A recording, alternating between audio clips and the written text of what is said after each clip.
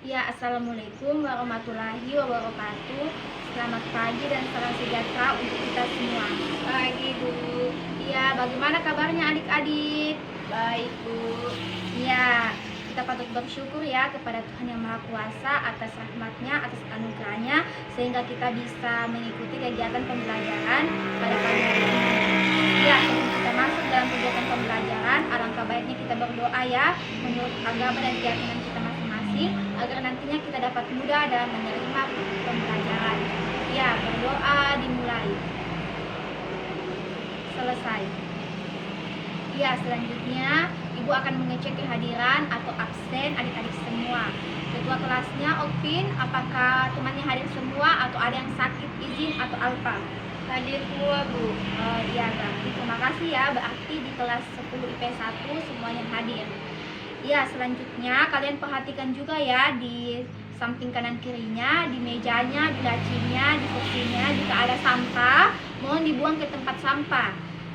Karena untuk menjaga kebersihan lingkungan kelas juga, dan itu menunjukkan sikap kita bahwa kita peduli terhadap lingkungan. Ada sampah atau tidak? Tidak ada, Bu. Oh iya, berarti terima kasih ya sudah menjaga kebersihan. Ya, selanjutnya adakah yang masih ingat materi pelajaran kita pada minggu lalu? Saya, Bu. Oh iya, Okvin, materi apa yang kita pelajari pada minggu lalu, Okvin? Gejala sosial, Bu. Oh iya, kira-kira kamu tahu apa pengertian atau apa definisi dari gejala sosial itu? Tahu, Bu. Oh iya, silakan Okvin jawabannya. Gejala sosial merupakan peristiwa-peristiwa yang terjadi oleh manusia secara individu maupun kelompok. Iya, terima kasih Okvin atas jawabannya. Ya, pada minggu kemarin atau pada pertemuan kemarin kita belajar tentang gejala sosial. Ternyata tidak ada yang lupa ya, berarti masih diingat. Ibu sangat senang bisa masih diingat. Iya, kira-kira ada yang tahu materi yang akan kita pelajari saat ini atau materi yang akan kita pelajari pada pertemuan kali ini? Jika ada yang tahu, silakan menjawab ya. Ya, ada yang tahu kita akan belajar tentang apa? Ya, jika tidak ada yang tahu, Ibu akan menampilkan beberapa gambar dan juga contoh kasus ya terkait materi yang akan kita pelajari pada pertemuan kali ini.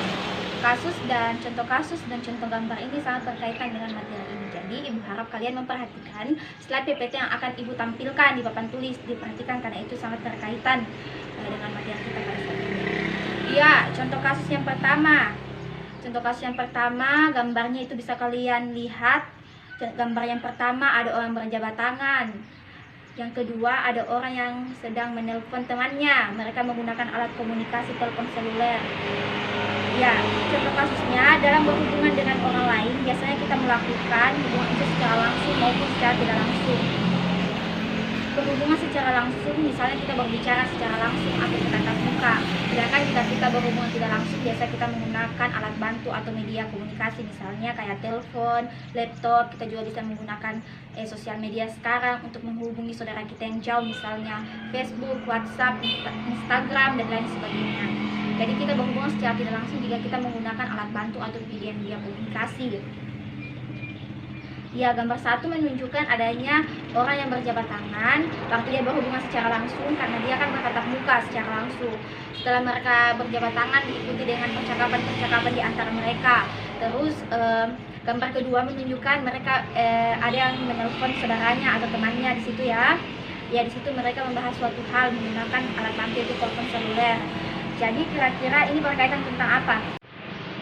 Ya, jika masih kurang paham, Ibu akan menampilkan beberapa gambar lagi dan dua contoh kasus.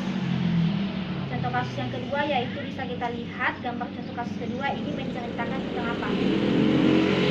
Ya, itu menceritakan tentang tawuran antar pelajar. Ya, jadi tawuran antar pelajar SMK Pijar Alam dan SMK Karya Bahana Mandiri. Ya, jadi tidak ada tawuran di dalamnya. Berdasarkan dua contoh kasus yang telah Ibu sampaikan dan juga contoh gambar, kira-kira kita akan belajar tentang apa pada saat ini atau pada hari ini? Hubungan sosial, Bu.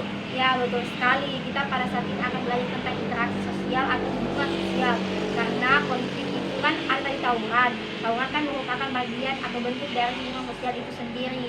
Sedangkan hubungan sosial kan sama dengan interaksi sosial, sedangkan interaksi sosial itu kan interaksi sosial kan bisa dilakukan secara langsung maupun tidak langsung gitu.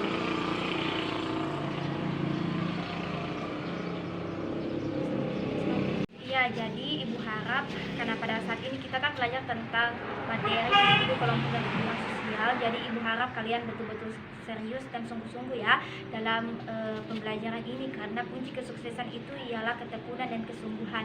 Jadi ada pun juga manfaat yang dapat kita peroleh jika kita sungguh-sungguh dalam mempelajari materi individu, kelompok, dan hubungan sosial, karena dalam kehidupan kita sehari-hari sebagai makhluk sosial, baik sebagai individu maupun kita tergabung dalam kelompok, kita pasti melakukan hubungan sosial. Jadi sangat penting kita mempelajari ini karena kita bisa mengetahui apa saja dampak-dampak yang ditimbulkan jika kita berhubungan dengan orang, berhubungan dengan orang lain baik secara individu maupun kelompok, apa saja bentuk-bentuk atau jenis-jenis hubungan sosial atau interaksi sosial itu sendiri. Jadi sangat banyak manfaat yang bisa kita peroleh karena kita sudah mengalami dalam masyarakat, dan kita harus tahu dan peka begitu apa saja hubungan sosial itu dan apa saja dampak yang ditimbulkannya. Ya, jadi pada saat ini ibu juga akan menyampaikan kompetensi inti dan kompetensi dasar. Ya, kompetensi inti dan kompetensi dasarnya bisa kalian baca juga di slide PPT. Misalnya kompetensi dasarnya yaitu, adapun kompetensi dasar pada saat ini yaitu mengenali dan mengidentifikasi realitas individu, kelompok, dan hubungan sosial di masyarakat. Yang selanjutnya yaitu kompetensi dasarnya mengolah realitas individu, kelompok, dan hubungan sosial sehingga mandiri dalam memposisikan diri dalam pergaulan sosial di masyarakat. Ya, kompetensi intinya dan kompetensi dasarnya bisa kalian lihat di sini. Ya, dan juga untuk KKM-nya, standar KKM-nya itu 80 ya. Jadi kalian harus sungguh-sungguh, harus serius supaya kalian bisa lulus nantinya tuntas ya.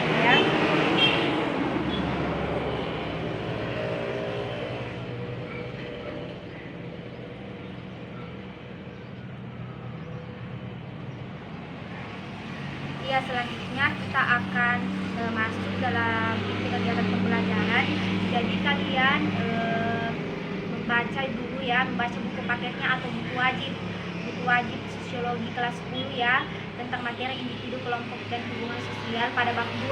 Jadi kalian baca dulu materi itu. Setelah kalian ibu akan sedikit menjelaskan ya tentang pokok materi kita individu, kelompok, dan hubungan sosial. Yang pertama yaitu apa yang dimaksud dengan hubungan sosial. Ya, hubungan sosial adalah interaksi antara individu dengan individu atau individu dengan kelompok maupun kelompok dengan kelompok, dan saling mempengaruhi satu sama lain dalam kehidupannya. Hubungan sosial ini juga sering dinotasikan dengan interaksi sosial. Jadi interaksi sosial sama dengan sering dinotasikan dengan hubungan sosial. Jadi hubungan sosial itu yaitu hubungan antara individu dengan individu, individu dengan kelompok, ataupun kelompok dengan kelompok. Yang selanjutnya yaitu pengertian hubungan sosial atau interaksi sosial menurut para ahli. Ahli yang pertama yaitu menurut Surjono Sukanto. Menurut Surjono Sukanto, hubungan sosial adalah dasar proses sosial yang terjadi karena adanya hubungan sosial dinamis, mencakup hubungan antar individu, antar kelompok, dan atau antar individu dan kelompok. Ya, jadi menurut Surjono Sukanto merupakan hubungan juga antara individu dengan individu, kelompok dengan kelompok, individu dengan kelompok, dan sebagainya. Ya, tokoh yang kedua atau ahli yang kedua yaitu menurut Bonner. Menurut Bonner, hubungan sosial adalah hubungan antara dua individu atau lebih yang saling mempengaruhi, mengubah atau memperbaiki kelakuan individu yang lain atau sebaliknya. Tokoh yang ketiga atau ahli yang ketiga yaitu Astrid S. Susanto. Menurut Astrid, hubungan sosial adalah hubungan antara manusia yang menghasilkan hubungan yang tetap dan pada akhirnya hubungan sosial. Jadi menurut Astrid S. Susanto, hubungan sosial itu pada akhirnya bisa menghasilkan hubungan yang tetap dan juga bisa memungkinkan pembentukan struktur sosial. Jadi dia bisa membentuk kayak hubungan yang tetap, kayak permanen begitu ya.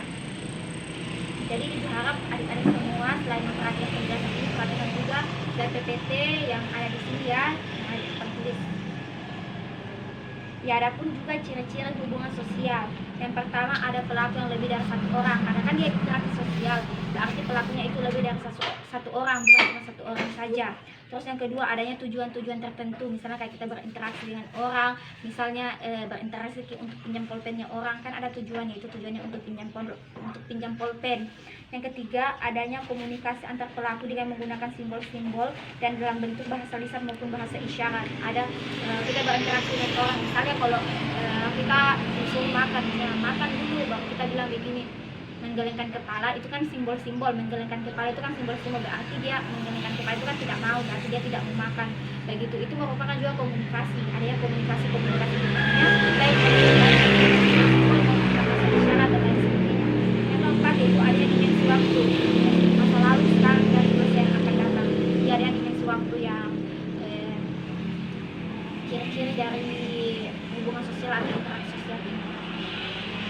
Yang selanjutnya itu syarat terjadinya hubungan sosial. Menurut Sugiono Sukanto ada dua syarat terjadinya hubungan sosial. Yang pertama adanya kontak sosial, yang kedua adanya komunikasi.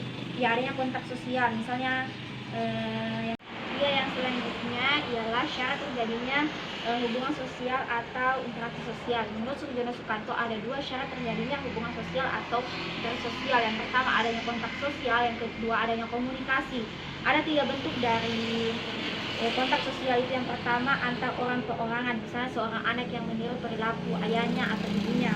Yang kedua antar orang perorangan dengan kelompok, misalnya sekelompok preman yang memeras seseorang, misalnya ada preman, 2-3 orang preman yang menodong seorang ibu, begitu. Itu berarti adanya hubungan antara orang perorangan, orang dengan kelompok, ya, orang dengan kelompok. Terus yang ketiga antar suatu kelompok dengan kelompok lainnya, misalnya tawuran antara SMA Pijar Alam dengan SMA Bahana Mandiri, menjadinya konflik atau tawuran kan antara kelompok SMA 1 dengan SMA yang lainnya.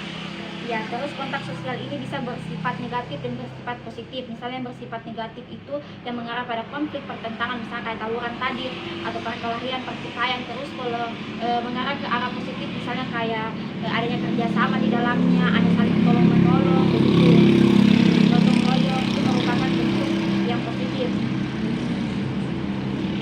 Terus yang selanjutnya yaitu yang kelima, faktor pendorong terjadinya hubungan sosial. Faktor pendorong terjadinya hubungan sosial pertama yaitu adanya imitasi.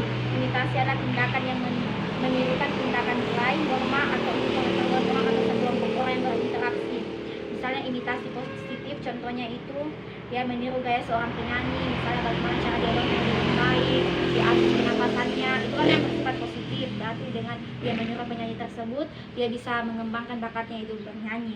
Terus yang bersifat negatif yaitu misalnya terjadinya hal-hal yang bertentangan dengan norma-norma dan kaidah serta melemahkan daya kaya seseorang. Misalnya seseorang yang berperilaku atau meniru yang tidak sesuai dengan norma-norma atau nilai-nilai yang berlaku di masyarakat, misalnya minum minuman keras, main judi, begitu, judi online, begitu, itu kan kayak maksudnya melanggar norma, begitu, jadi tidak sesuai dengan nilai dan norma yang berlaku di masyarakat.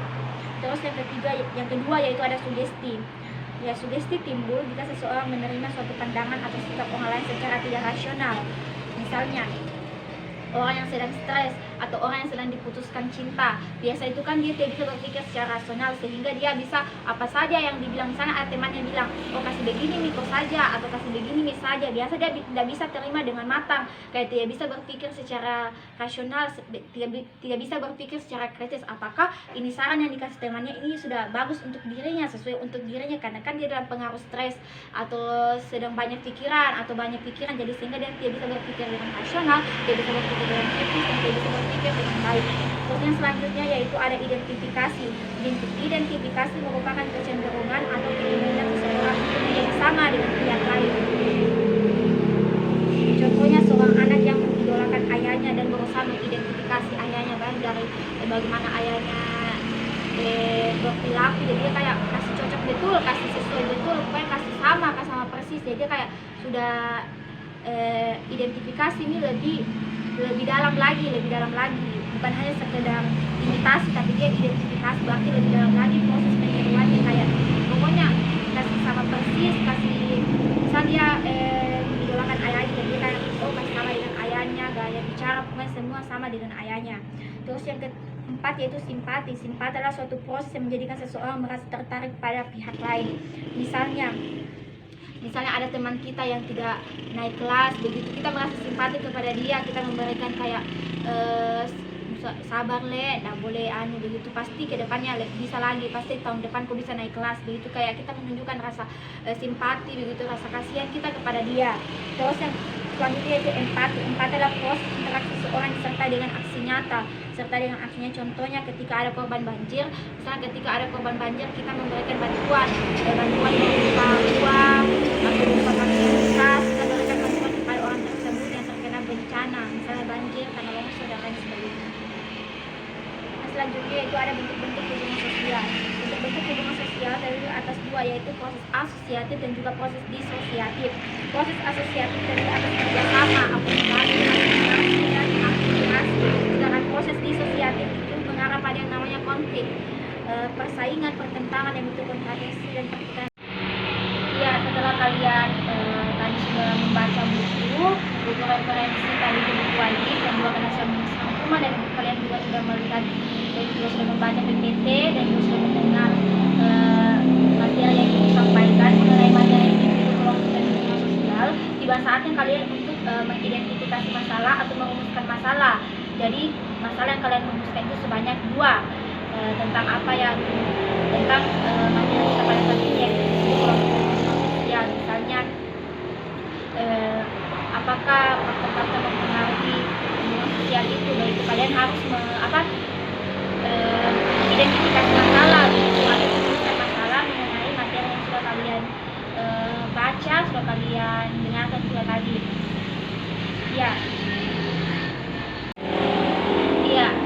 Untuk identifikasi masalahnya kalian jangan lupa untuk tulis di lembar kerja ya. Kalian tulis di lembar kerja sebanyak 2 pertanyaan yang kalian bisa tulis. Terus nanti kita akan bersama-sama mencari apa jawaban dari pertanyaan yang sudah kalian rumuskan sebelumnya dan pertanyaan yang kalian sudah identifikasi sebelumnya.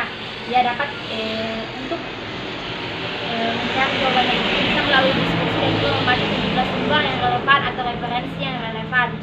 Ya, jadi Ibu akan mengarahkan kalian lagi untuk membaca lagi sejumlah buku ya, yang berkaitan buku atau artikel yang berkaitan tentang materi dan juga berkaitan dengan pertanyaan yang sudah kalian identifikasi sebelumnya atau sudah kalian rumuskan sebelumnya, supaya bisa membantu menjawab pertanyaan apa jawaban dari pertanyaan kalian sudah rumuskan sebelumnya. Setelah itu jangan lupa untuk kalian juga bertanya jika misalnya kalian ada yang kalian tidak pahami mengenai materi-materi yang sudah kalian cari tapi masih belum mengerti tentang materi itu atau dalam penjelasan itu tadi ada yang kalian tidak mengerti, silakan kalian tanyakan, baik yang berkaitan dengan tugas ataupun mekanisme dalam menjawab tugas atau soal yang ada. Ya, setelah kalian mengumpulkan data yang sudah kalian baik dari data yang kalian peroleh melalui buku atau dari PPT tadi, baik atau dari artikel, silakan kalian berdiskusi dengan teman-teman yang lain dalam membantu merumuskan jawaban dari pertanyaan yang sudah kalian tulis di lembar kerja. Kalian diskusikan dengan temannya sehingga nanti bisa kalian tukar pikiran atau tukar pendapat mengenai apa jawaban yang tepat dan sesuai dengan masalah yang kalian kemukakan tadi pada lembar kerja. Ya, misalnya juga jika ada yang pertanyaan-pertanyaan kalian yang kalian kurang pahami mengenai materi yang sudah kalian baca, berkaitan juga dengan soal atau masalah yang sudah kalian tulis di lembar kerja. Jika ada yang kalian kurang pahami atau ada yang kalian selanjutnya Ibu akan mengarahkan kalian lagi untuk kembali berdiskusi untuk menguji apakah jawaban yang sudah kalian dapatkan dari membaca buku itu sudah benar. Jadi kalian silakan lagi diskusikan dengan temannya, kalian perdalam lagi pemahaman kalian, perdalam lagi apakah jawaban yang sudah kalian dapat itu sudah benar. Setelah kalian sudah yakin dan sudah sesuai dengan apa yang kalian baca dan kalian merasa itu sudah benar, jadi silakan kalian maju untuk mempresentasikan hasil dari diskusi kalian dan juga kalian mempresentasikan hasil dari masalah dan juga jawaban yang sudah kalian identifikasi sudah kalian berikan sebelumnya. Ya, seperti itu ya. Jadi kelompok yang sudah siap dipersilakan untuk maju ke depan untuk mempresentasikan. Saya Okmulia dari kelompok 1 akan mempresentasikan hasil diskusi kami dari kelompok 1 mengenai faktor yang menyebabkan asimilasi. Yang pertama, kelompok-kelompok manusia yang memiliki perbedaan kebudayaan. Yang kedua, orang perseorangan sebagai anggota kelompok-kelompok tadi saling bergaul secara langsung dan intensif untuk waktu yang sama. Yang ketiga, kebudayaan diri setiap kelompok manusia tersebut berubah dan saling menyesuaikan diri. Terima kasih. Ya, Ibu ucapkan banyak terima kasih kepada adik-adik semua yang sudah semangat dan serius dalam mengikuti kegiatan pembelajaran kita pada pagi hari ini, terutama semua kelompok yang sudah semangat dalam berdiskusi maupun mengerjakan tugas-tugas yang ada. Dan juga Ibu mengapresiasi kelompok 1 ya yang sudah menjelaskan dengan baik dan juga sangat kompak dalam diskusi. Terima kasih untuk kelompok 1 dan juga kelompok yang lainnya. Ya, dan juga tugas jangan lupa dikerjakan ya, yang pelajaran dan esai minggu depan akan dikumpul. Ya, mungkin sampai di sini saja proses pembelajaran kita pada saat ini. Ibu minta maaf jika pada saat pembelajaran, pada proses pembelajaran Ibu melakukan kesalahan. Ibu mohon maaf. Sampai jumpa lagi di pertemuan selanjutnya. Ya, untuk ketua kelas silakan pimpin doanya untuk doa. Untuk mengakhiri pembelajaran kita, marilah kita berdoa sesuai agama dan keyakinan kita masing-masing. Berdoa dimulai.